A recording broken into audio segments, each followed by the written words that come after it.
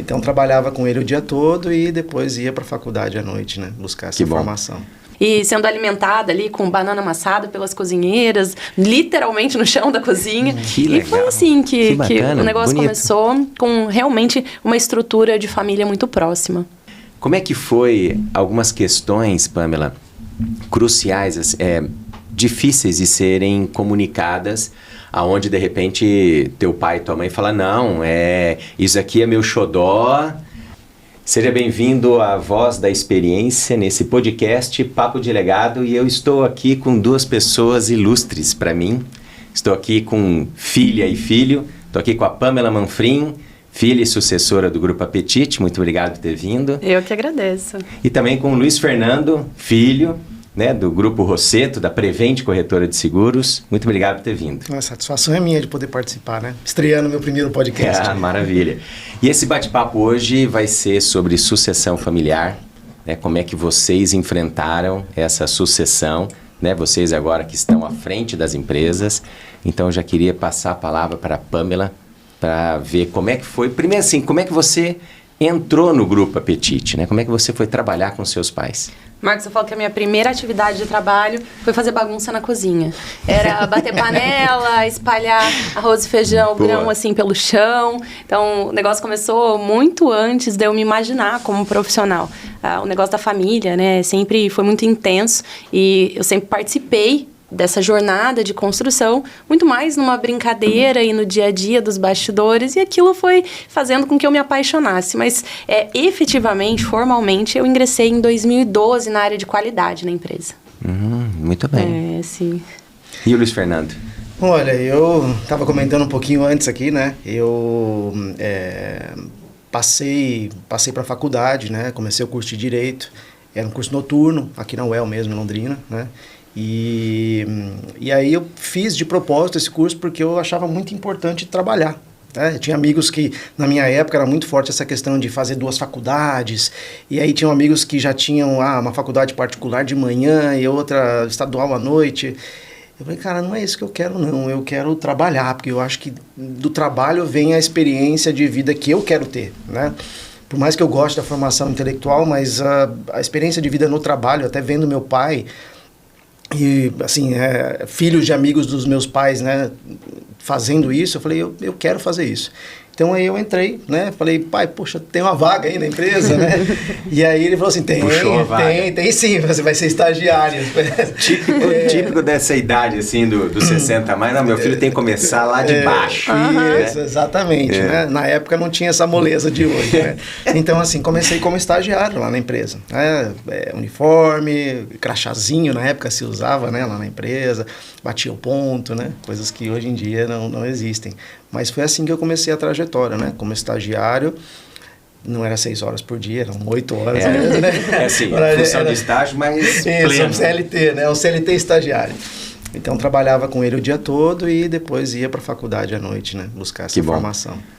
Vocês sabem que tem uma surpresa aqui para vocês, mas eu vou conversar com o pai de vocês também, porque esse bate-papo aqui está sendo bate-papo com filhos, né, sucessores, mas também vamos conversar depois com o Claudemir Rosseto e depois também com o De Carlos Manfrim. Isso, o De Carlos é muito bom de contar a história, bem melhor do que eu, vamos conversar com essa história aí para ver como é que vai ser. É aquela questão, né, tem as 2 versões, é verdade.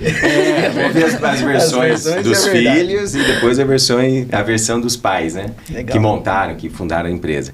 Mas Pamela, você falou que então começou na empresa, mas começou também a bater panela, fazer... Mas isso era... Conta um pouquinho disso. Isso aí era na sua casa? Já era lá na empresa? Já era na empresa. Começou assim. Você tinha quanto? Era eu tinha 2 anos, né? Eu tinha 2 anos. A Márcia foi mãe muito jovem, com 21 anos.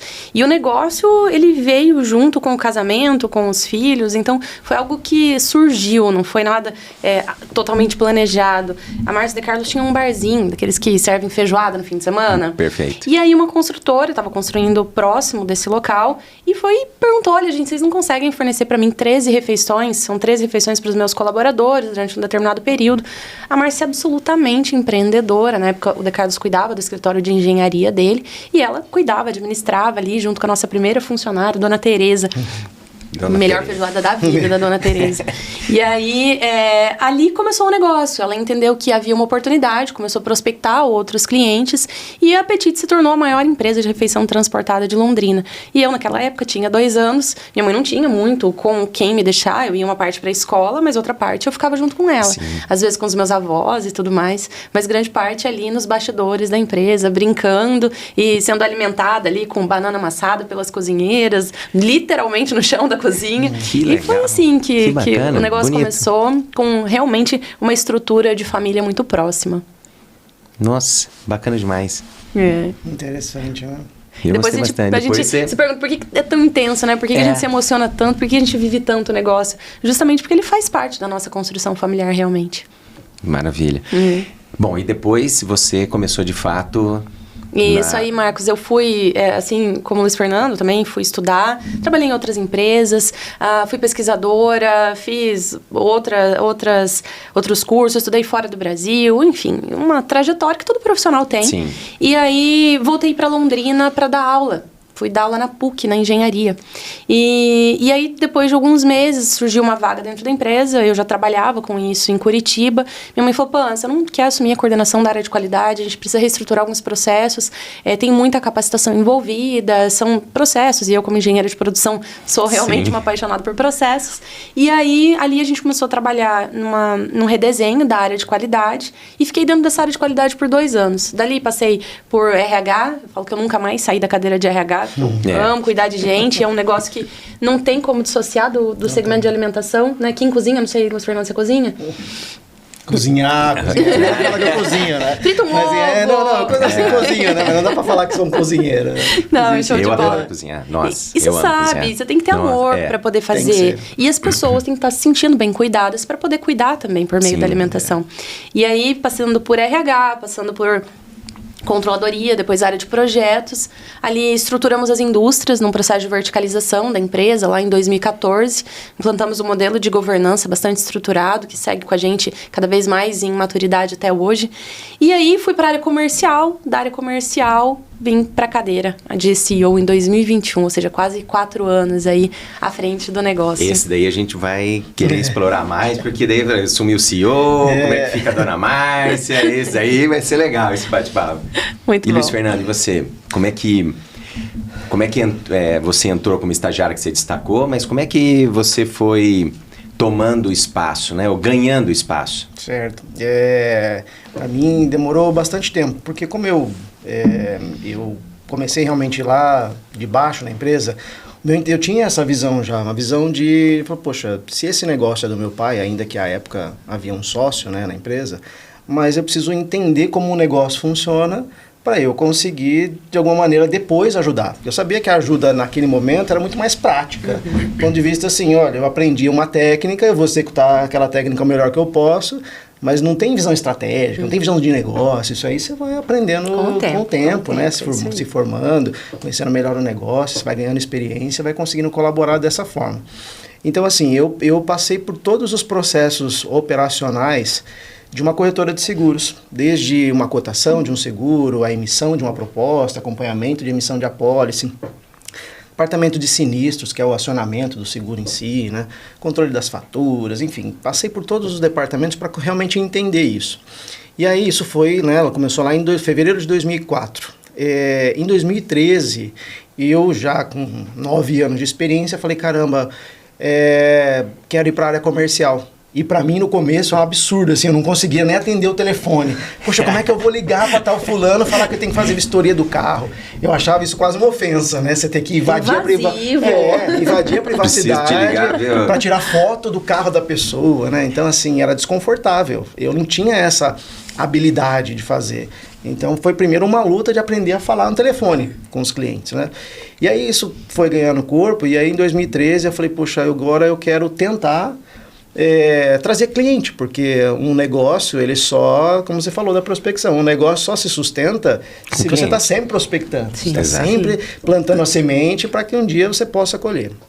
E aí, em 2013, eu comecei a desenvolver já formado, já tinha feito pós-graduação, também já tinha tido uma oportunidade de morar fora. Então, já tinha uma bagagem interessante, né? E aí, na época, a gente descobriu uma oportunidade que era vender seguro de responsabilidade civil profissional. E aí, pela minha formação em Direito, aquilo era muito fácil, assim, para mim, né? Entender o contrato, entender o negócio, e aí conversar de igual para igual com advogados. Falar, olha, eu também sou advogado, né? Então eu sei a tua dor, eu sei as suas dificuldades. E assim, por mais que advogado não erra, né? Assim, não, sabe, né? Aquela coisa, advogado não erra nunca, né? Não erra nunca. Mas assim, existem situações que hoje, já com bastante experiência nesse segmento, a gente observa que todo dia, não só advogados, médicos, engenheiros, arquitetos, dentistas e tantas outras profissões que a gente atende hoje, por mais cuidado e qualidade e processos que você tenha bem feitos, um erro pode acontecer. E isso você pode colocar a carreira ali, né? Então aí foi ali que eu começo, em 2013, nessa área comercial. E aí a gestão da empresa mesmo, ela começa com a mudança. Então, de 2013 a 2017, eu me desenvolvo nessa área comercial. E aí, de 2017 para 2018, há uma cisão societária, né? Meu pai e o ex-sócio se separam, a gente muda a configuração da empresa e é ali que eu passo a forçadamente ter que assumir essa área estratégica, né? Porque é um recomeço. E como todo recomeço, a gente tem que reencaixar as peças, reorganizar, reestruturar. Sim. E aí ali, meu pai tem que vender, porque com muito mais experiência, acesso a grandes clientes, é onde você mantém a estrutura financeira da empresa. E você ficou mais na área administrativa. Na gestão, né? Na gestão. Então aí comecei a desenvolver mais isso daí, para chegar hoje como encardinado diretor de comunicação, né? Que aí eu já me ausento de todas essas atividades, ou tento pelo menos, né? Porque não é uma empresa tão grande, né, como o Grupo Apetite. E então ainda tenho que me envolver com muitas questões operacionais, mas procuro me dedicar hoje com essa questão da comunicação, que é uma questão estratégica para o nosso mercado, para a nossa empresa, e que, no fim das contas, colabora com o desenvolvimento. Sim. Ô, Pamela, e como nós estamos falando de fato agora de sucessão, claro, se você quiser contar um pouquinho mais de como você estava lá dentro, mas a pergunta é assim, no momento em que você senta na cadeira, aquele momento assim, eu sei que tem alguns momentos que a gente fala assim, nossa, agora eu sou a presidente. Primeiro movimento, né? Aquele movimento, teve esse movimento assim, nossa, eu conquistei esse lugar, né? Marcos, esse lugar na verdade, foi conquistado. Como é que foi isso? Não tive esse sentimento. A transição, ela foi um momento bastante crítico, né? Foi em 2021, pós-pandemia, o nosso segmento, assim como muitos outros, foram extremamente afetados. Imagina, né? Uma empresa que sempre prezou pelo cuidado com as pessoas. A Apetite é a única empresa do nosso segmento a configurar mais de 10 anos, o ranking das melhores empresas para trabalhar do Brasil, é a única do nosso segmento. E isso demonstra uma consolidação de uma cultura muito forte. E naquele momento da pandemia, nós vivemos uma montanha-russa de sentimentos e de cultura dentro da empresa. Alguns dos nossos clientes fecharam as portas, porque hoje a Apetite administra dentro da estrutura do cliente, né? Aquilo que antigamente nós fazíamos em um único local e transportávamos, hoje a Apetite administra os restaurantes dentro das indústrias dos clientes. E são mais de 200 no Brasil todo. E aí, alguns fechando, nossa equipe afastada, outros ampliando produção, tendo que ampliar muita gente afastada. A gente teve quase 50% do nosso quadro num determinado período que ficou afastado. Vocês lembram, né, gente? Tinha época que tinha que, se um da família tivesse qualquer sintoma, todo mundo tinha que afastar. E a gente tinha que estar ali na linha de frente, fornecendo alimentação para o trabalhador, até porque a demanda nacional, ela não diminuiu, muito pelo contrário, muitos segmentos, eles, inclusive, aumentaram, exatamente. E toda essa transformação, seja cultural, seja financeira, seja operacional, mexeu muito com as estruturas da empresa. A gente vinha investindo bastante, falei aqui agora há pouco das indústrias, mas a gente vinha investindo muito. Em 2019 nós batemos todos os recordes de venda da empresa e investimento é necessário para crescer. Sim. E aí naquele momento, com toda uma estrutura absolutamente fragilizada, nós tomamos essa decisão em família, foi num café da manhã, numa mesa redonda super legal, nós 4, eu, minha mãe, meu pai e meu irmão, de que eu assumiria os negócios naquele momento, em uma situação de crise. Então não tinha tempo para vaidade, não tinha tinha tempo para se perguntar, tinha muito tempo para fazer, junto com as nossas pessoas. E ali, eu acho que a força que eu não imaginava que eu tinha dentro de mim, ela veio com muito apoio da minha família, porque a Márcia e de Carlos, eles são super atuantes, continuam muito atuantes dentro da figura do conselho. E ali eu tive suporte, não só dos meus pais, mas de um time que está com a gente há muitos anos, pessoas sensacionais e que, junto comigo, fizeram uma grande virada de chave. E a gente vem crescendo bastante nesse momento. Então, respondendo objetivamente a sua pergunta, não teve tempo para vaidade, não teve tempo... Não teve tempo para nada disso. Teve tempo para ser exemplo, para mostrar resiliência diante de um motivo difícil e fazer acontecer. Muito bem. Bom, então teve tempo, mas aí agora é o seguinte... Eu conversei já com alguns outros amigos que fizeram sucessão e alguns tiveram esse ponto assim, nossa, agora caiu a ficha, agora eu sou responsável, eu sou o presidente da companhia, vem todo esse legado que os meus pais fizeram. Sim. E agora eu assumo isso. Então, assim, se meus pais fizeram 100 alguma coisa... Eu preciso fazer 100 mais 1, 100 mais 10, preciso fazer 200. Como é que foi esse começo, Pamela? E daí também já volto também para a palavra para o Luiz Fernando, da mesma forma. Quando vocês assumiram, né, quais são os indicadores que estavam ali postos e qual foi essa ansiedade de querer fazer mais e talvez... fazendo algumas coisas e os pais dizem assim, ó, isso aqui você está correndo muito, ou isso aqui você está correndo para o lado contrário. Como é que foi isso daí, hein? Conta um pouquinho. Bom, no momento em que a gente tomou a decisão da sucessão, da formalização da sucessão, que aconteceu em novembro, dia 14 de novembro de 2021, nós já tínhamos um plano detalhado. Da minha filha. Nascimento da minha filha. Olha só, que coincidência. 14 de novembro. E aí, nessa data, a gente já tinha um planejamento estruturado. Tá. Porque a gente gosta de trabalhar com planejamento, não tem como não ser. Imagina, são aproximadamente 150 mil serviços que a gente faz diariamente, 80 toneladas de alimentos produzidas totalmente descentralizados. Não tem como fazer o nosso negócio se não tiver muito planejamento. E aí, Marcos, o planejamento ele permeia todas as decisões da empresa. Entendi. Então, quais são as consequências dessa decisão? O que eu não estou enxergando quando esse movimento acontecer? E são as perguntas que vão direcionando que as ações sejam as melhores possíveis. Então, no momento em que nós tomamos a decisão da sucessão, ali nós também definimos o papel estratégico de cada um. Nós estruturamos ainda mais o nosso conselho. Perfeito. E como as decisões iam sendo tomadas e posicionadas para os acionistas, também tinha método para que exista transparência, para que exista confiança, para que exista um aconselhamento no momento correto e não a interferência.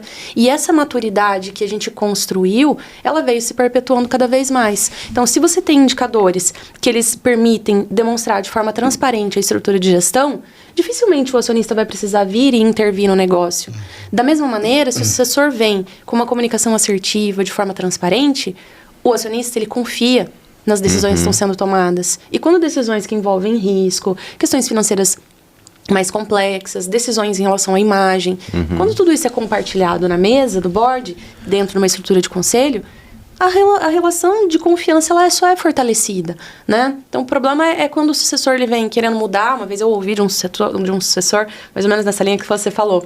Não, agora eu vou poder deixar a empresa com a minha cara. Com a minha cara, Aí eu olho e falo, agora você vai ver o que é o bicho pegar da sua cara, né? Então, assim, a responsabilidade é muito grande. Imagina, no momento crítico, tinha que responder ali, não só pela questão da saúde, mas por famílias, né? A alimentação do trabalhador brasileiro, mas também 2.000 famílias que dependiam do nosso negócio. Com vocês. Então, não é deixar a empresa com a sua cara, mas é olhar para cada um dos rostinhos que compõem a empresa e saber que você é o responsável por eles. E aí, mais uma vez, né, gente, não tem espaço para achar que cargo sustenta alguma coisa, muito pelo contrário. O cargo carrega o peso da responsabilidade. E se a gente se vangloria disso, a gente acaba invertendo um pouco a lógica das coisas, né? Muito bem. Luiz Fernando, e aí? Olha, não, você vai falando aí, eu vou... Vai passar vários filmes, né? A gente vai revelar vários filmes aqui, né? Eu não sei nem por onde começar, né? Eu acho que, assim, em relação à pandemia mesmo, né? Que foi um ponto que você tocou aí, pra gente também foi um desafio, né, enorme, assim. Vindo de uma cisão recente, né? 3 anos, a gente estava ali quando começou a pandemia. E 2 anos, 2, 3 anos, né? Então, muito recente. essa situação de ter que...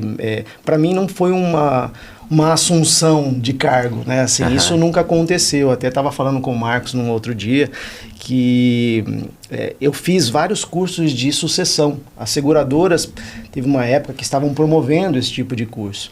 E era engraçado, mas o conceito que a gente imaginava era algo assim: o pai entrega o bastão, vai morar na praia, né? E o filho que toma conta e resolve o negócio, né? E isso, assim, isso não aconteceu até hoje, né? E aí depois, conforme isso vai passando, a gente vai percebendo que, sei lá, se há algum momento de transição efetiva, a não ser como aconteceu contigo, por exemplo, né? Que por uma necessidade houve essa reunião e falou: olha, não, agora você vai seguir isso para nós. Comigo não aconteceu isso, né? Hoje a gestão ela é compartilhada, né? Claro, como eu disse, assim, a estrutura da empresa ela não exige ainda, né? A gente se prepara, se organiza, mas ela não exige esse nível de organização do ponto de vista de ter um conselho, né? Mas o conselho hoje é o pai e o filho, né? Então a gente, por muitas vezes, a gente senta ali para discutir essas estratégias e saber como a gente vai conduzir o negócio. Para mim, teve um pouco disso da cara do filho, né? Mas não de forma proposital, tipo, olha, eu quero pôr a minha cara. Mas existia uma demanda reprimida de vários assuntos que a gente vinha conversando, e como eu disse, por a empresa ter sócio, as decisões são tomadas de modo diferente. Ali, naquele momento, foi a oportunidade de tirar da gaveta esses projetos todos. Projetos, né? Esses projetos todos. E começar a trazer, tanto que em 2018, a gente já fazia muita divulgação em rádio, outdoor, enfim, a gente fazia bastante coisa, mas assim, rede social e TV, não tinha nada. Então, assim, a Rosseto Seguros, à época, né, começou a aparecer em rede social, começou a aparecer na TV, e aí a gente percebe que ali é a cara do Luiz Fernando, não é a cara do Claudemir, né, fazendo. E ali, assim, só que como é que a gente conduzia? A minha primeira aparição na TV foi fazendo um quadro que meu pai fazia na rádio, que era o Dica Segura. Né? Ele desenvolveu, assim, pílulas de seguro, falando sobre um conteúdo de seguros por 30 segundos na rádio. E eu falei, caramba, eu vou levar isso para a rede social, isso é legal. Eu adapto o texto dele para a minha forma de comunicar e começo a levar isso para a rede social, vem o convite para a TV, a gente organiza isso tudo. Então, essa transição, ela acontece de forma natural, né? Assim, natural, mas guarda ali as suas dificuldades justamente porque é uma família com um negócio. E aí, eu estava dizendo também, né, pouco antes da gente começar, que hoje nós estamos a família toda. E eu costumo dizer o seguinte, gente, é o seguinte, ou dá certo, aqui ficou ou vai assim, todo mundo pedir dinheiro no sinal. não tem plano B. Não tem plano B. Não tem. Mas você vê que interessante, aqui nós temos duas visões não duas visões de negócio, dois planejamentos do negócio, né? Então nós temos a Apetite, que teve uma governança e que os pais estavam diretores da empresa e trouxe a Pamela, elevou a Pamela para o cargo de presidente, de CEO da companhia, seguindo já todo um trabalho, dizendo assim, ó, você tem, tá vendo aqui, ó, você tá assumindo em novembro, mas no ano que vem, ó, você tem essa meta, você tem esses daqui, já tem a fábrica para cuidar, blá, blá, blá, blá. E Luiz Fernando entra junto ali e fala, pai, vamos construir, tem coisas que eu tô acreditando que é possível trabalhar. A pergunta agora para os dois é assim, que momento em que talvez você quis, né, assumir em novembro, começa o próximo ano, mas eu também eu acho que nós temos que vender essa fábrica ou nós temos que montar outra. Como é que foi algumas questões, Pamela, cruciais, difíceis de serem comunicadas, aonde de repente teu pai e tua mãe falam, não, isso aqui é meu xodó, né, a Duga é meu xodó, não vai vender, e você fala, puta, tá dando prejuízo, Como é que foi, se você tem uma história assim que possa servir de inspiração ou de compartilhamento dessa experiência, desse conhecimento, assim, puta, aqui eu tive que tomar uma decisão difícil e como é que foi isso, hein? A facilidade de você estar numa empresa que tem uma estrutura de gestão que é bastante organizada e metodológica, facilita a argumentação. Porque quando dentro do negócio familiar a emoção, o sentimento, ele fala mais alto do que o próprio negócio, é realmente mais difícil. E dentro da empresa a gente tem 2 características muito fortes. A Márcia, absolutamente corajosa, empreendedora, ela tem uma energia que realmente movimenta. Tua mãe é fora da curva, né, Marcos? Demais. Gente, quem convive com a Márcia sabe a energia que aquela mulher tem. É uma coisa de louco que realmente é intensa. Isso. É intensa. O De Carlos, por outro lado, tem uma visão racional, metodológica, mensurável, é compliance. Assim, você olha para ele, você enxerga, se colocar no dicionário a foto dele no compliance ali, tá claro, exatamente isso. Então, gerir... Sim, exato. E gerir o negócio com os dois, quando a gente consegue trazer essa relação diversa e às vezes conflituosa por um consenso, que é realmente o papel da organização, trazer conflitos e diversidade para um consenso, ali a gente consegue encontrar o equilíbrio. Então, muitas vezes em mesas de conversa, a gente sempre tem conselheiro externo, pessoas que vêm e trazem outras visões, mas a ideia é trazer o plano, e cada um ali coloca o seu posicionamento. Às vezes com mais emoção, às vezes com mais racionalidade, mas a gente sempre sai da mesa com um consenso pelo negócio. E, obviamente, respeitando a questão família, negócio e patrimônio. Porque não tem como trazer equilíbrio para a gestão. Você está separando, então, quando você traz um planejamento, isso aqui, trouxemos um planejamento, isso aqui, vamos separar as coisas. A gente sabe que nós temos um patrimônio familiar e um patrimônio empresarial. Exato. Sabemos que tem coisas da família. Exato. Né? Então, eu sei que minha mãe, meu pai, eu sou filha. Sim. Mas também tem um negócio. Então, naquele momento, a gente precisa preservar.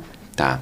Patrimônio familiar, ou seja, que decisões que eu estou tomando que colocam o negócio num possível risco, mas que interferem na segurança dos sócios. Até porque o nome da Márcia De Carlos está ali na mesa. E eu, como executivo do negócio, preciso pensar na preservação do nome do sócio, do acionista. Independente se é minha mãe e meu pai, mas claro que potencialmente por ser minha mãe e meu pai, né? Mas o meu papel como principal executivo da empresa é a preservação do nome e, consequentemente, do patrimônio.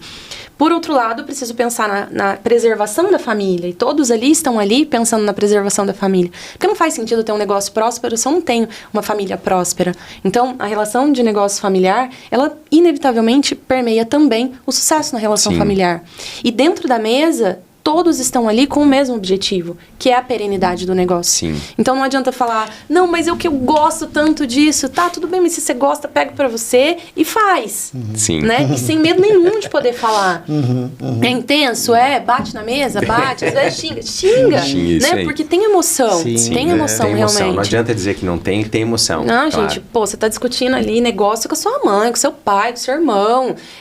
São pessoas que você tem liberdade, né? E que vão te amar ali, independente daquilo que você disser. Às vezes isso é bom, às vezes não é, né? Às vezes não é. E vão te amar mais ou menos. Depois vai ficar um tempo sem amar, às vezes, depois, ali, né? Mas aí depois chama pro churrasco e resolve. Exatamente, a vantagem é essa, né? Da gente estar perto das pessoas que a gente mais ama, inclusive dentro do ambiente de trabalho. E em meios, assim, a intensidade, a choro, emoções e palavras que às vezes não precisam ser ditas, a gente sempre tá ali para fazer o consenso, porque naquela mesa, o que tem que prevalecer é isso. É o cuidado com o patrimônio familiar. É o cuidado com as relações familiares. E entender que está todo mundo pela perenidade do negócio. Vem emoção, fala, vamos para... Alguém tem que chamar. Vamos tomar uma aguinha e fala assim, lembra que nós estamos discutindo patrimônio, negócio, continuidade, né? Vamos de novo, vamos, volta de novo. Gente, vamos continuar. Vamos focar. Por que nós estamos aqui? Vamos lembrar por que nós estamos aqui? Isso. Uma coisa importante também é assim, quem vai fazer, né? Porque às vezes é o seguinte, você senta ali, aí vem ideias de todos os tipos. E o seu Claudemir tem ideia para um Dedéu. Então, assim, veja bem. E meu pai muito colérico, né? Assim, intenso também nas coisas. Talvez ele se dê bem com a sua mãe, né? Conversando ali na mesa. Serão muitas ideias juntas, é interessante, né? A Dona Rose. Dona Rose a minha mãe é muito mais contida, né? Dona Rose parecido com o De Carlos e o Claudemir com a Márcia. É interessante. Mas aí a hora que coloca na mesa, por mais que exista assim, a gente diz, existe o bem do negócio, existe o bem pessoal, que mesmo que seja pessoal, mas é a visão pessoal para o bem do negócio. Eu digo o seguinte, tem coisas que, tá bom, são interessantes de serem feitas, mas quem vai fazer? Como vai ser feito? Porque no campo das ideias, meu filho, você inventa o que você quiser. Puxa, é legal fazer, sei lá, montar um restaurante central numa cidade pequena e atender... Tá, mas Vai dar certo? É assim que se faz? É a melhor maneira? Não é? É igual um seguro. Para mim funciona abrir filiais do meu negócio, com gente lá, mas seguro é um negócio de confiança. É a confiança na pessoa que está vendendo, no conhecimento dela. Aquele conhecimento vai ajudar eu prevenir os riscos e se o risco acontecer, eu ter dinheiro para poder continuar meu negócio. Então, assim, é a melhor estratégia, não é? E aí você chega uma hora e fala, tá bom, definimos que essa é a estratégia. Quem vai fazer? Como vai ser feito? E às vezes aquele que deu a ideia fala assim, não, a ideia foi minha. Assim, agora como vai ser executado é problema teu, né? Assim, você que se vira como executivo, ou enfim, né? Se for algo da comunicação para ser resolvido. Então é muito complexo isso daí. E teve alguma treta, Luiz Fernando? Treta tem todos os dias, né? Ontem mesmo teve, né? O meu pai ontem veio com uma ideia, falou, poxa, existe um seguro que chama perda de renda, assim, um seguro de perda de renda, de área de incapacidade temporária. Ele é muito útil para quem é profissional liberal, porque se a pessoa por algum motivo tem uma doença que afasta do trabalho ou sofre um acidente, tem a renda garantida por esse seguro. Então, assim, é sensacional, é um negócio muito bom, que é pouco divulgado, pouco comercializado. Ele, poxa, precisamos vender isso aqui. Aí ele senta lá, né, me chama na sala dele, né, senta aí, preciso te falar um negócio. Tá bom. Aí ele é o rei do Paint. Sabe o Paint lázinho do Microsoft Paint? Aí ele pega o Paint, desenha, ele concebe a ideia, desenha lá. Fala, é isso aqui que eu quero. Fala, tá bom, pai, mas vamos lá. A gente tem aqui o conceito. Como que a gente vai executar isso daqui? Não interessa como a gente vai executar. O negócio é que a gente precisa fazer, tem que botar gente para vender. Falei, tá bom. Quem vai vender? Eu vou contratar gente com experiência? Não vai? Então, cara, a treta é diária. Eu já imagino teu pai. Para não falar um palavrão isso, aqui em cima. Puto, isso. Pô, Luiz Fernando, tá aqui a ideia que nós vamos ganhar mais e você só vem trazendo problema. Não, mas eu trouxe tudo aqui, uma coisa... Isso. Agora você me perguntando, quem é que vai fazer? Que vai fazer? Eu sou o cara chato do negócio. Eu sou o cara chato. Porque ele vem, assim, as ideias, ele como muito enérgico, ele vem com muitas boas ideias. Mas tudo bem, eu quero fazer, eu acho legal, mas, poxa, não dá para atropelar as coisas. Não dá, a gente também tem uma empresa de 32, quase 33 anos. A família toda tá por trás disso aqui. Como é que eu vou simplesmente pegar, esquecer tudo que eu tô fazendo, apostar nessa ideia e deixar o resto de lado? Não é possível. E como e daí, como é que termina? Isso aí termina assim, o povo quer saber como é que termina. Normalmente começa, tipo, 10 pro meio-dia, né? A hora que eu vou almoçar. Então, assim, é um negócio que ele tem que vomitar ali em 10 minutos que ele tem que almoçar. Tô entendendo uma tática sua, então. Então, assim, quando teu pai te liga, ele chega lá, 8 horas da manhã, Luiz Fernando, tem uma ideia. Você fala, pai, tem um compromisso agora. Perto das 11h30 eu vou falar com o pai. Isso, aí já dá aquela acalmada e já é uma tática. Só que é uma tática, só que o problema é o seguinte, às vezes ele prolonga. E aí quem sofre é minha mãe. Pô, Claudemir, temos que almoçar, temos compromisso 2 horas e tal. E ele tá ali empolgado na ideia dele. Mas assim, ó, normalmente, eu digo pra ele assim, ó, pra mim acaba como alguma ideia prevalece. Porque eu acho muito interessante, eu costumo dizer isso pra eles, assim, a gente precisa chegar num consenso. Mas o consenso é muitas vezes assim, ó, a tua ideia é boa, ou assim, eu não vou mais insistir com a minha posição, vamos fazer o que você acha melhor. Então eu sempre me coloco nesse sentido, porque eu falo, olha, quem construiu esse negócio foi você. Aí, só que quando eu jogo a bola, ele fala assim, não, mas eu não construí isso sozinho. Né, assim, eu construí isso com gente, né? A gente é uma família que cuida de outras famílias, sejam aquelas que trabalham com a gente também, e todos os outros 1.000 clientes aí que a gente vai cuidando dessas famílias. Então chega uma hora que eu falo assim, isso é muito bom, mas se a gente não chegar realmente numa, vamos dizer assim, parte da ideia de um com parte da ideia de outro, o que a gente tem que fazer é, olha, ou eu abro mão agora e a gente toca o teu projeto e vê onde ele vai dar, ou a gente faz o contrário, sem tacação de dedo na cara, sabe? Perfeito. É assim, ó, beleza, eu vou assumir, mas depois não vem me falar que você se omitiu. Né? Então, assim, só para não ter esse tipo de problema, né? Percebendo assim, ó, que a tá Pamela também já tem alguma coisinha ali que mas tá isso, né? Não dá pra ser dessa forma. As histórias, elas se repetem, não adianta conversar com tanta gente dessa área de empresa familiar, e as histórias, elas se repetem. O Fernando tá contando algo que eu vivi ali em 2019, 2018, que nós tínhamos outras diretorias ali também. A Márcia e Carlos muito mais atuantes operacionalmente no negócio.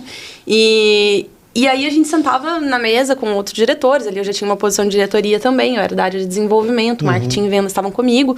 E aí marketing comunica, vendas vende, operação operacionaliza, como em todo lugar. E aí a gente sentava nas mesas, discutia resultado, e aí cada um queria puxar a sardinha pro seu lado. Aí vinha uma boa ideia, mas aí, quem vai fazer, quem não vai? E isso, ao longo do tempo, foi se transformando, sabe? De uma forma bastante orgânica. Por que eu falo isso? A gente vai aprendendo a argumentar. Seja argumentar com cada uma das pessoas que estão ali, entendendo o que é importante em termos de argumento para elas, e também a gente vai amadurecendo a nossa comunicação. Então ele tá falando que aqui a forma de se colocar, nossa, eu me vi falando várias dessas frases, ouvi também dos meus pais várias dessas frases, o quanto que é bacana a gente ver que isso com o tempo converge, né? E a gente vai encontrando formas de lidar. Eu encontrei alguns caminhos para resolver algumas dessas situações, que é justamente dando tempo, sabe? Então, por exemplo, vem uma ideia para a mesa, bem parecido com o que você falou aqui, eu sou dessa pé no chão, vou fazer conta, aprendi isso e levo isso para minha vida. Então, vamos fazer conta antes de tomar qualquer decisão? Mas eu acredito que na comunicação de pai e filho, eu como pai, tem o pai vem com aquela ideia assim, pai, isso aqui é legal, tipo, é legal demais, mas filho, executa. Entendeu? Eu achei legal demais, mas é pra você executar. E aí, de repente, se o filho já vem com uma negativa, conforme o pai já vou. Então, muito bem colocado, Pamela e Luiz, assim, entendi. Vamos, deixa eu ouvir melhor, deixa o pai falar, falou, daí beleza, então, entendi, pai, agora deixa eu captar isso daqui, vamos fazer conta, vamos ver tudo isso, vamos colocar, vamos abrir, né, se vai ter que contratar vendedor ou não, se vai ter que ampliar a fábrica ou não, ou... Eu acho que isso é salutar, né? Sim, aí você estuda, amadurece, aquela ideia que às vezes veio também no impulso, dá o tempo do amadurecimento. Sim. E a gente não fala não, porque no começo eu falava não, e aquilo gerou um conflito, principalmente entre eu e minha mãe. Imagina. A gente, duas pessoas. Eu já fiz, duas pessoas bastante intensas, cada um com ponto de vista e forma de fazer diferentes, mas querendo o mesmo objetivo. E eu falava não, na impulsividade, com a minha falta de bom senso ali na minha comunicação, batendo de frente. E não que eu tivesse sempre certa ou que eu tivesse sempre errada, nem ela sempre certa ou ela sempre errada, mas as duas querendo o mesmo objetivo positivo. E ali, aqueles conflitos que poderiam ser positivos eram negativos. A gente ficou, eu lembro de ter ficado sem falar com minha mãe. Nossa, gente, por quase um mês. Foi muito sofrido, porque nós duas somos super próximas. E aí ela chegou pra mim e falou assim, é o seguinte... Chegou na empresa, me levou pra sala de reunião, assim, do nada. E falou, é o seguinte, ou você tira 30 dias de férias, ou você vai pra um psicólogo. Foi assim... Foi desse jeito. Bem empresarial, né? Ou você tira 30, desse jeito. E eu, na mesma intensidade. Eu vou sair. Psicólogo. Eu que não ia tirar férias, sabe? Vou fazer férias, eu ia ficar mais louca indo em férias. Eu vou no psicólogo. E de verdade, foi... Eu indico terapia pra todo mundo que tá em empresa familiar, viu, Marcos? Mas, eu comentei isso com o Luiz Fernando já outras vezes e comento com vários amigos também. Falei assim, antigamente tinha, né, o cara tinha que ter o advogado da família, né, o médico da família. De uns anos pra cá, a gente tem que ter o terapeuta da família. Porque como você destaca muito, Pamela, que nós trabalhamos com gente, com pessoas, hoje... Pessoas é o bem maior e eu me coloco nisso, né? Porque há 20 anos, na minha cabeça, se olhava você bem fisicamente, e se qualquer coisa que você falar, não, então, eu não tô conseguindo evoluir, tá algum probleminha? Você quer tomar um remedinho pra dor de cabeça? Vamos, linha. Eu era muito... Graças a Deus eu mudei, graças a Deus mudou tudo, porque eu entendo que... O ser humano não é uma máquina. E é muito mais o que está na nossa mente é o maior sofrimento do homem, não físico. A gente tem que minimizar o que não enxerga. Exatamente. Né? Isso daí falou, vamos lá, vamos conversar. E até algum familiar falou assim, mas você está conversando? Eu falei assim, mas a diferença é, se a gente não dialoga, não é perene. Eu fazer uma discussão hoje, não vou achar que vai melhorar. Não vou dar uma discussão, vai fazer, trabalha que passa. Amanhã você vai estar com problema. Sim. Então, se a gente gasta um tempinho para dialogar, para fazer, e vira perene, Tá aí a Pamela hoje. Uma coisa que eu gosto de dizer sempre é isso daí. É assim, ó, o tempo em si, ele não resolve nada. Exige maturidade nossa, né? O tempo não resolve reflexão nada. nossa, atitude nossa. Exato. Tem que ter uma intenção por trás daquilo ali, porque senão você não vai conseguir atingir isso. Então, assim, por mais que você era assim há 20 anos, hoje você é diferente porque coisas aconteceram na tua vida, o tempo passou, mas você começou a olhar para aquilo, refletir, entender, meditar sobre aquilo e falar, exato. eu não posso ser desse jeito, eu preciso entender as pessoas, porque eu também, assim, não é entender as pessoas, eu preciso me entender, porque as pessoas são como eu, tem dias que eu não tô bem, eu preciso entregar, só que o outro às vezes não tem essa mesma habilidade, aí você tem que compreender isso e falar, olha, vamos caminhar junto. Tem dia que eu não tô bom. E assim, esse bate-papo diz assim, cara, também não tô bom. A pessoa fala, putz, então isso. Vamos, então aí a pessoa então ele até também cresce. não é uma máquina, né? A pessoa até cresce, porque o desabafar, o conversar, isso alivia dores internas. Aí você acaba produzindo mais. Mas é bem isso mesmo. Eu estava falando dessa conversa, né? Eu já saí... 2013 mesmo foi um momento... 2012, né? Ali, antes de eu voltar... porque 2013, quando eu falei que eu fui para a área comercial, foi depois de 6 meses longe da empresa. E eu cheguei e falei, olha, para mim não dá. Eu que fui... No caso, não foi meu pai que chegou e falou, não. Eu bati na mesa e falei, olha, para mim desse jeito não dá. Então, assim, eu vou procurar um psicólogo, né? Eu vou sair, né? Não teve oferta, foi só assim, eu vou resolver isso. E aí eu fiquei 6 meses fora da empresa para conseguir ter uma distância e olhar assim, para aquela situação como tentar, né? Ganhar um pouco mais de maturidade na compreensão e falar, olha, a gente tem o mesmo interesse, a gente tem a mesma vontade, tem os mesmos objetivos, mas...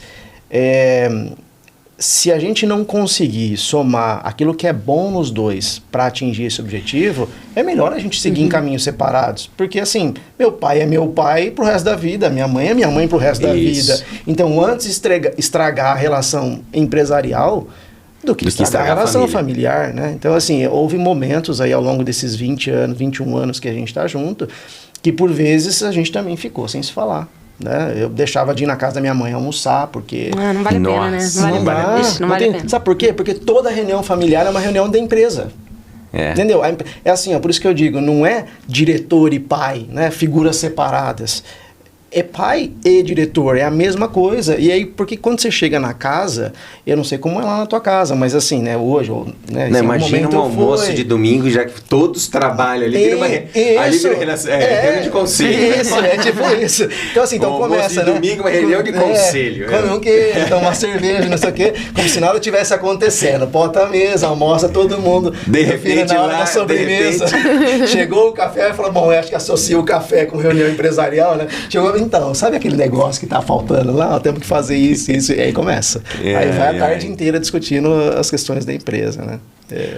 Mas eu tenho uma outra pergunta agora, e a gente se encaminhando para o final, para que a gente possa deixar para as pessoas que estão nos ouvindo, lembrando que a gente vai falar com o pai de vocês, né? Com os que foram os fundadores, o que vocês poderiam falar, que mensagem e que conhecimento vocês poderiam trazer aqui para nós de como foi e como está sendo assumir, dar continuidade num negócio familiar. Então, fazendo vocês pensarem, e aí ver quem quer responder primeiro, Luiz Fernando ou Pamela, né? Para dizer assim, poxa, eu hoje estou aqui já há bastante tempo, mas como é que eu posso dar uma mensagem ou dar um conhecimento para essas pessoas que também estão nesse mesmo caminho? Como é que é isso? Que paciência, comunicação? Quais são os pontos chaves, né, que a gente poderia transmitir para as pessoas sucessoras que estão vindo por aí? Muito bom. Quer começar? Pode ir lá, né? Você tem muito mais experiência. Você vê que eu fui repetir algumas vezes, porque eu vi que tava... Porque vai fritando aqui, deixa eu ver o que eu vou puxar. E eu fui falando para vocês terem segundos aí de pensamento, mas tem uma coisa que está bem dentro de vocês, né? Sem então, dúvida nenhuma. Coração. Então, levando em consideração assim, que o ponto de partida é a preservação da empresa, da família e do patrimônio. Eu falo sempre desse tripé porque é isso que sustenta realmente um negócio familiar. Sim. Levando em consideração que isso é algo pacificado... E muito bem, porque isso é importante. Boa. Esse já é uma dica aí. Já é uma grande dica. Já é uma grande dica. Né? Porque de repente o cara vai lá no impulso, falou para... se nós estamos defendendo a família aqui, a gente vai conseguir almoçar no domingo de novo? Ou nós vamos... Exato. Boa. E o medo dos pais, né? Me perdoe só dar uma interferência. O maior medo dos pais que criaram um negócio, e eu conversando com alguns, é assim, nossa, meu filho vai assumir, mas será que ele vai fazer alguma cagada? Eu vou ter que vender um sítio, uma casa, um apartamento para botar no negócio porque ele errou? Esse é um medo que tem. E assim, são riscos, né, Marcos? Assim como o fundador, ele pode cometer um erro e aquele erro não minimiza a história. Né? Nós estávamos falando recentemente aqui sobre isso. A história da empresa, ela não é um recorte de uma falha.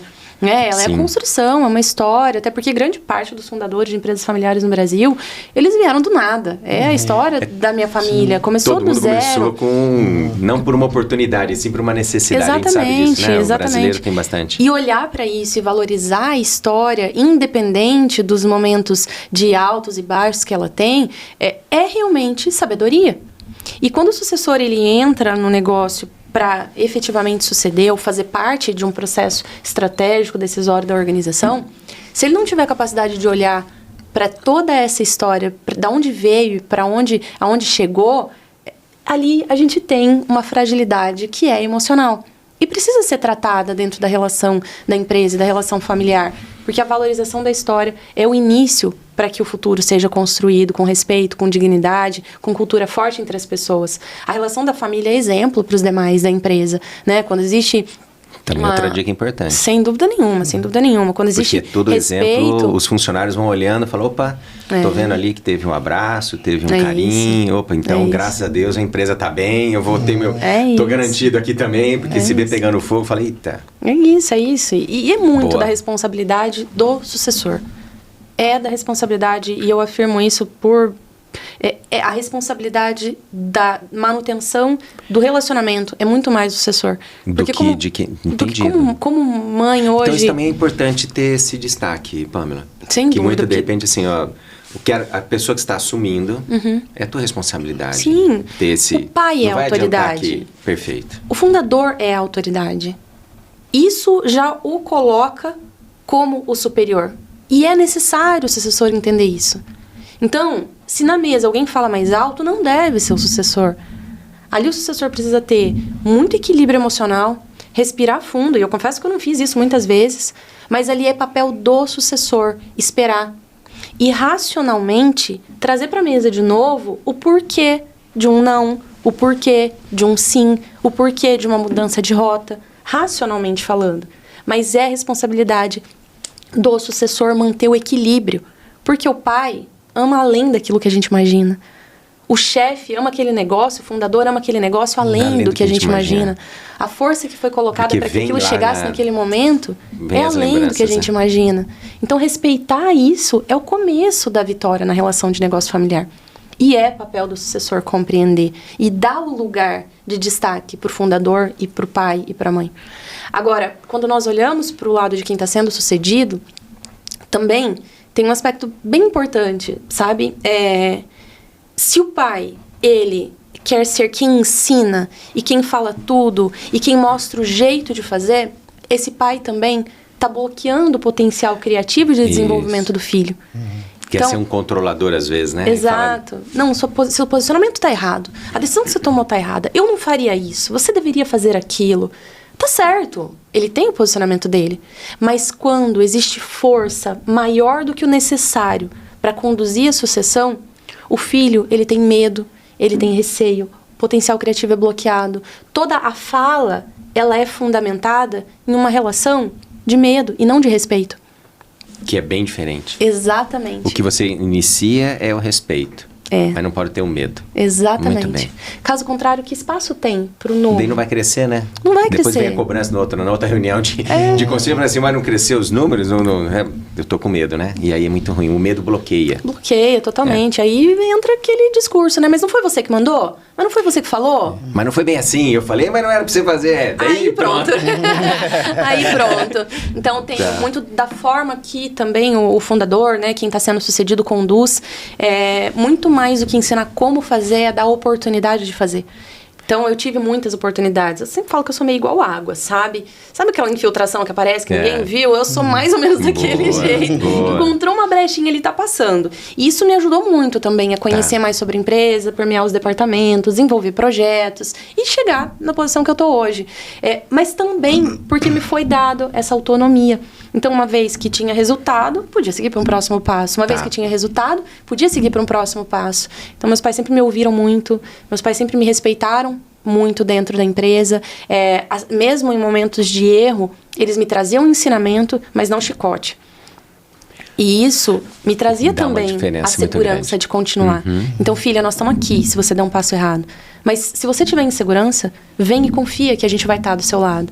Isso me trouxe a segurança de tomar decisões. Isso também é muito, muito importante que você acaba de dizer. Né? Enquanto pai também é muito importante, assim, vai tomar uma decisão que é grandiosa, eu tô aqui, tá com algum receio, vem perguntar, vamos dialogar. E você sabe que existirá um diálogo e não uma discussão de discussão de um diálogo, não uma discussão como briga, né? Lembro de uma história, um cliente nosso já tinha 12 anos, cliente extremamente importante, uma marca reconhecida no mercado.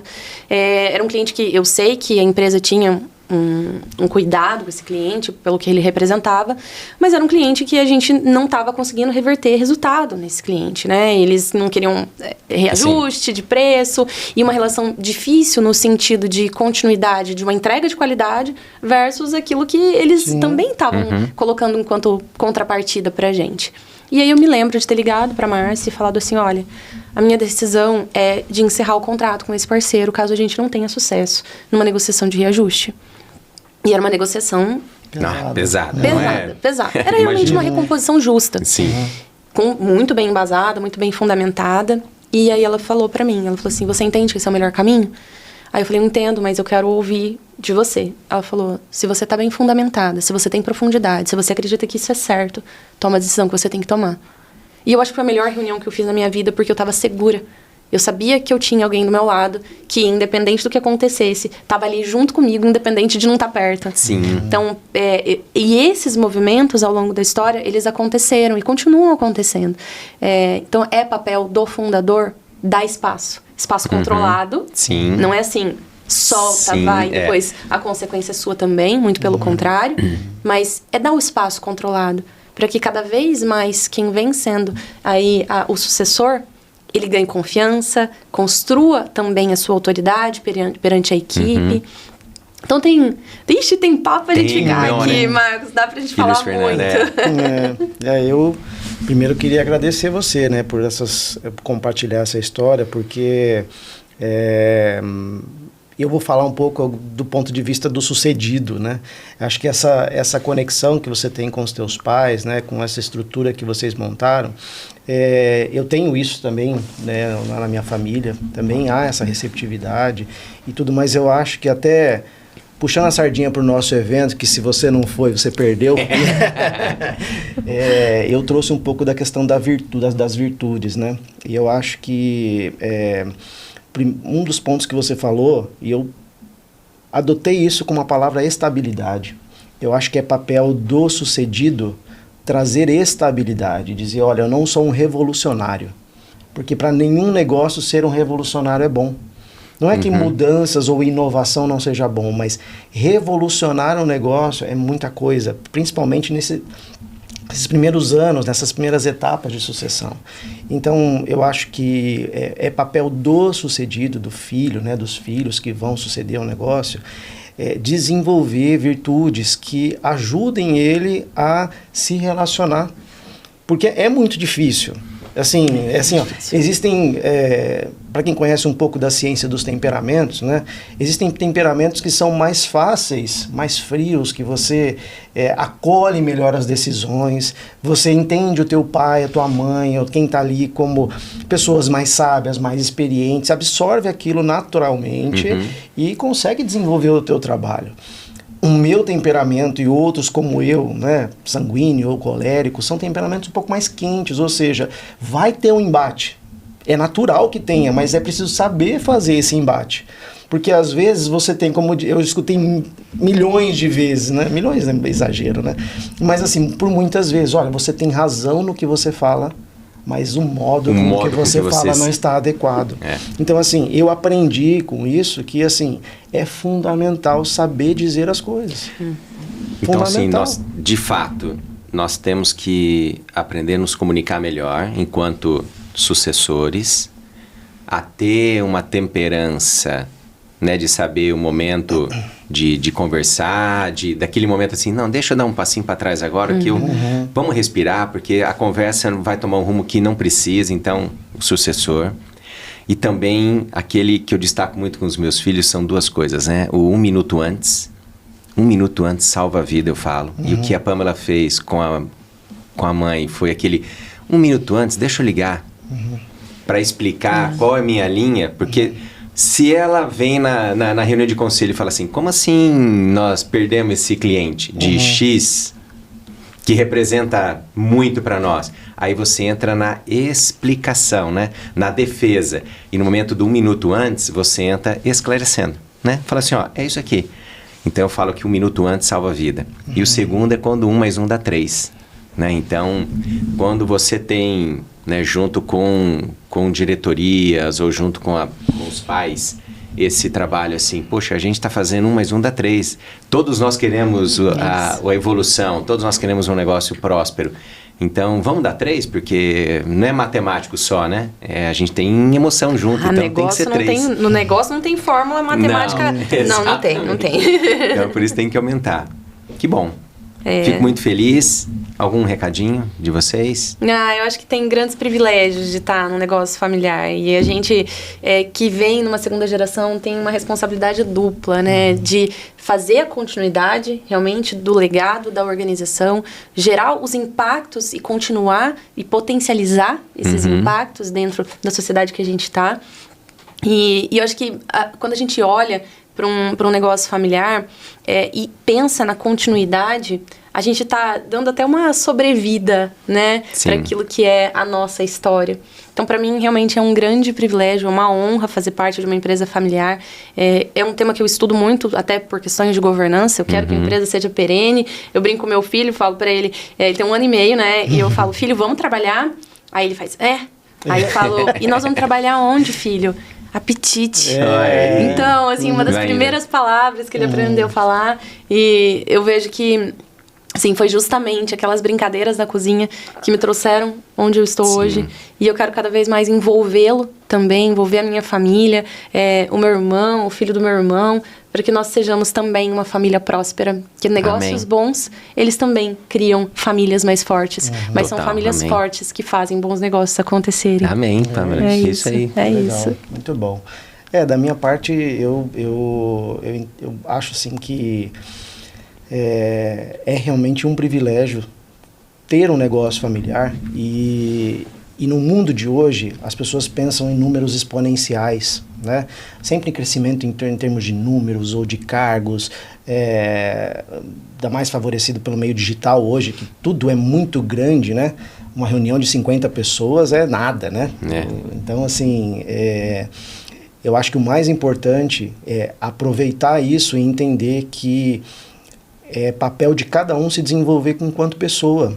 Então, que melhor ambiente para se desenvolver do que o ambiente familiar? Então, ali você vai conseguir se desenvolver a tua família, desenvolver outras famílias junto contigo. E, assim, o meu recado é justamente essa mudança de mentalidade para dizer o seguinte, ser grande é ser presente na vida das pessoas, estar ali o tempo todo, acompanhando, cuidando e se tornando uma pessoa mais madura, melhor como pessoa, e não cargos e números. Maravilha. Obrigado, uma gratidão enorme tê-los aqui na Voz do Conhecimento, nesse podcast Papo do Legado. E para você que está assistindo, lembre que o próximo vai ser com Claudemir Rosseto e De Carlos Manfrim, para que a gente possa estar fazendo uma continuidade desse bate-papo. Muito obrigado para vocês. Obrigada, gente. Obrigada. Obrigado. Obrigadão. Até mais. Valeu.